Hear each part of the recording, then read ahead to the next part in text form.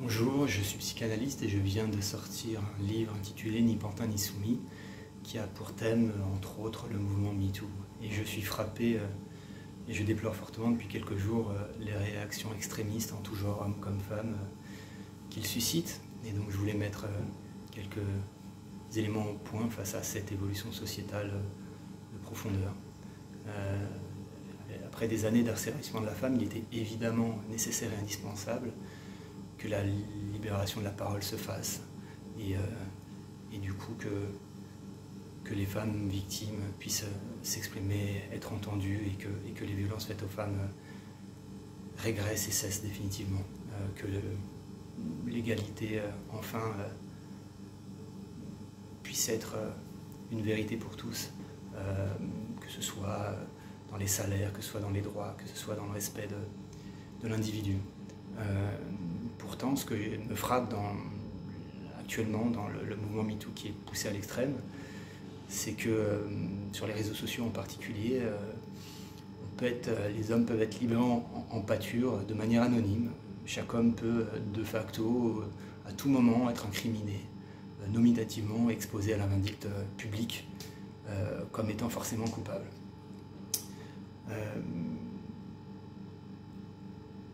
Dans cette idée de nouveau pouvoir conféré par ce mouvement et dans une manière comme ça libre sur les réseaux sociaux où on peut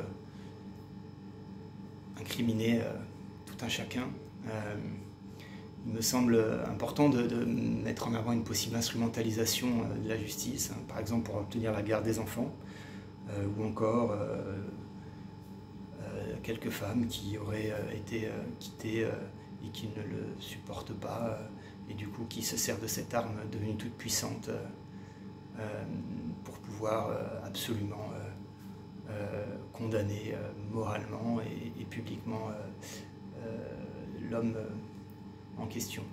Là on parle d'hommes qui seraient évidemment innocents et certainement pas d'hommes ayant commis la moindre violence. Il en existe, j'en ai beaucoup à mon cabinet, de plus en plus, des hommes qui sont complètement perdus parce qu'on leur retire la garde de leurs enfants, que la justice systématiquement donne à la mère, alors que de plus en plus, et c'est une bonne chose, les hommes se responsabilisent sur la question des enfants, veulent prendre toute leur part. L'idée étant que, évidemment, tous puissent vivre en harmonie au sein du couple d'hommes, couple de femmes, couple d'hommes et femmes, peu importe. Mais quand il y a conflit, attention à l'instrumentalisation et à ce nouveau pouvoir. On peut voir avec l'affaire Bayrou, par exemple, l'affaire Bayou, pardon. Sandrine Rousseau a revendiqué, elle assume ouvertement l'existence de cellules internes dans son parti.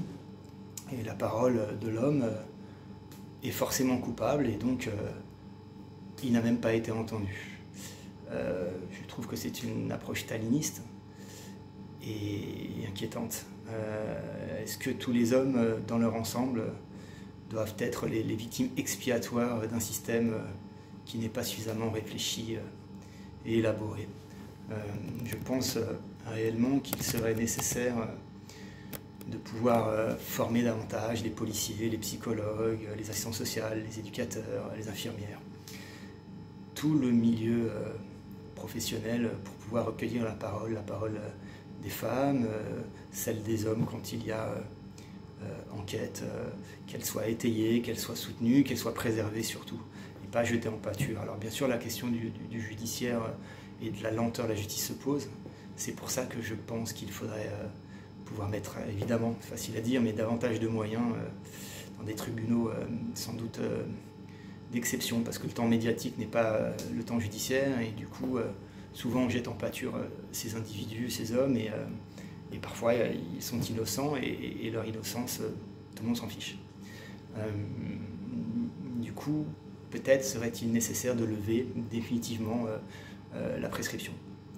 Il me semble que le délai de prescription, finalement, je sais que Elisabeth Badinter, que je respecte infiniment, ne partage pas mon avis, mais au moins ça permettrait précisément que finalement quand on est victime Parfois il y a des souvenirs à retardement, parfois il faut le temps de digérer les faits, ou quoi qu'il en soit, il me semble qu'il n'est jamais trop tard pour pouvoir porter plainte, dans des conditions dont j'ai parlé, dans des conditions justes où tout le monde est entendu et pas jeté en pâture. Je pense que ce serait nécessaire, indispensable. Je pense que vraiment c'est l'évolution de notre société actuellement. On est dans une sorte d'opposition de plus en plus forte avec peut-être le néo-féminisme. Le féminisme a toujours paru indispensable, nécessaire pour la libération de la femme. Est-ce que là, ce serait été les hommes, leur couper la chic pour ne pas dire autre chose, leur couper la tête? C'est pas, je pense, une société souhaitable, l'idéal étant l'équité des droits, la complémentarité des sexes et des genres. Donc, pour que surtout la jeunesse trouvent leur repère et toute leur place, quelles que soient leurs aspirations, j'ai envie de dire, identitaires. Voilà, c'était ce petit message que je voulais faire passer. J'espère que ça met en perspective mon approche du livre, et que surtout cette violence cesse, parce que je pense que le débat est toujours utile, et que par définition, quand on condamne avant même d'avoir lu, on a toujours tort. Voilà. À bientôt.